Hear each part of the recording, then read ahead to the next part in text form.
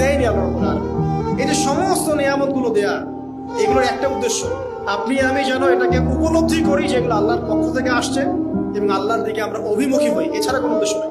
সামনে যান, নূহ আলাইহিস সালাম একদিন দুই দিনেই কি আল্লাহ পাক তার কওমকে ধ্বংস করে দিয়েছেন? 950টা বছর আল্লাহ রাব্বুল আলামিন সময় দিয়েছেন কওমকে, আল্লাহর দিকে ফিরে আসো, আল্লাহর দিকে ফিরে আসো। নবী দাওয়াত দিয়েছেন প্রায় 950 বছর। যখন তারা ফিরে আসে নাই, তারপরে আল্লাহ রাব্বুল আলামিন গজব দিয়ে ধ্বংস করেছেন। কারণ আমি বলেছি একটা কথা, আল্লাহ পাক শুধু রহমানুর রহিমই নন, বরং তিনি কিন্তু কঠোর শাস্তিদাতা, শাদীদুল ইকাব বটে। সামনে আরো যান, ইব্রাহিম আলাইহিস সালাম একা একটা মানুষ নমরুদের সাথে ফাইট করছেন, আগুনে ফেলেই দিল, সে আগুনকে আল্লাহ পাক ঠান্ডা করে ফেললেন। এটা কি আল্লাহ পাকের দয়া নয়? তার সন্তান ইসমাইলের কুরবানিটা দেখেন, আল্লাহ পাক বলেছেন কুরবানি করো, তিনি ডানে বামে প্রশ্ন করেন নাই। আমরা হলে প্রশ্ন করতাম, কেন করব? শিশু সন্তান, নিষ্পাপ, এটার কোনো যুক্তি আছে কিনা, লজিক আছে কিনা? তিনি কোনো লজিক দেখতে যাননি, আল্লাহ পাক বলেছেন করেছে।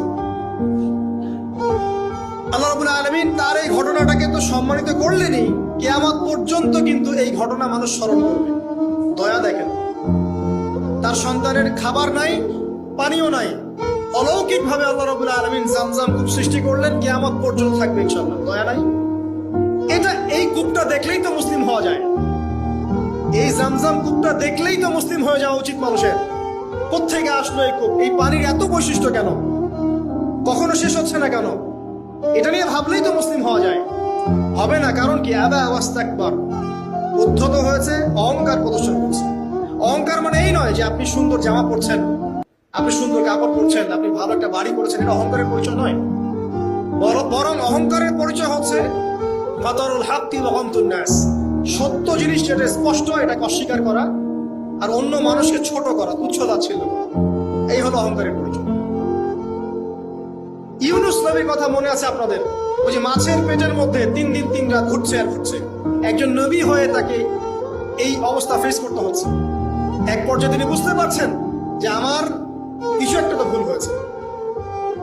আল্লাহর কাছে হাত তুলে দোয়া করলেন, লা ইলাহা ইল্লা আনতা সুবহানাকা ইন্নী কুনতু মিনাজ জালিমিন। দোয়ার পড়ার সাথে সাথে আল্লাহ পাক বললেন, যাও মাছ তুমি রেখে চলে আসো। এটা কি দয়ার নিদর্শন নয়? শুধু তাই নয়, তাকে যখন দ্বীপে নামিয়ে দেওয়া হয়, তিনি অসুস্থ ছিলেন। আল্লাহ পাক সূরা সফফাতের মধ্যে বলেছেন যে আমি তার পাশে লাউ গাছ উৎপন্ন করলাম। কোন গাছ? খেতে পারেন, এর শাক এবং এই যে ফল, এটার মধ্যে নিঃসন্দেহে এমন এমন কিছু উপাদান আছে যেটা হয়তো আমরা জানিও না, আবিষ্কার করা হয়নি। তিনি সুস্থ হয়ে গেলেন, আলহামদুলিল্লাহ। কোথায় যাবেন? যে কোনো জায়গায় যান। নবী ঈসা আলাইহিস সালামকে চতুর্দিক থেকে আক্রমণ করছে ইহুদিরা। আল্লাহ রাব্বুল আলামিন তাকে এমন হেফাজত করলেন, তার কাছে তাকে উঠিয়ে নিলেন। এটা কি দয়ার পরিচয় নয়? এই যে একটু আগে তেলাওয়াত করলো শুরুর আগে নবী মূসা আলাইহিস সালামের ঘটনা, বনু ইসরাইল একটার পর একটা অবাধ্যতা করেই গেছে। আল্লাহ পাক তারপরেও তাদের কাছে নবী পাঠিয়েছেন, নবী মূসাকে পাঠিয়েছেন। ফিরআউনের মতো জালেম শাসকের হাত থেকে বনু ইসরাইলকে আল্লাহ পাক উদ্ধার করেছেন। এটা কি দয়ার পরিচয় নয়? নবী মূসা আলাইহিস সালাম গাছের নিচে বসে আছেন, খাবার নাই, বাসস্থান নাই, কিচ্ছু নাই, বরং তার গায়ে একটা অপবাদ দেওয়া হয়েছে, তিনি নাকি একজন মানুষকে খুন করেছেন। অথচ তার ইন্টেনশন সেটা ছিল না। তিনি একটা ঘুষি দিয়েছেন লড়াই থামানোর জন্য, ওই এক ঘুষিতেই সেই ব্যক্তি ডেড। এবার তিনি গাছের নিচে বসে দোয়া করছেন, রব্বি ইন্নী লিমা আনজালতা ইলাইয়া মিন খায়রিন ফাকির। আল্লাহ, আমি নিঃস্ব অসহায় হয়ে এখানে বসে আছি, তুমি আমার উপর তোমার যে রহমত পাঠাবে আমি তার ভিখারি হয়ে বসে আছি। দোয়া করার সাথে সাথেই ওই শুআয়ব আলাইহিস সালামের মেয়ে হেঁটে হেঁটে চলে আসলো। তিনি স্ত্রী পেলেন, তিনি শ্বশুর পেলেন, একজন নবী পরিবার পেলেন, বাসস্থান পেলেন, চাকরি পর্যন্ত পেলেন। 8 বছর তিনি রাখালি করেছেন শুআয়ব আলাইহিস সালামের ফার্মের মধ্যে।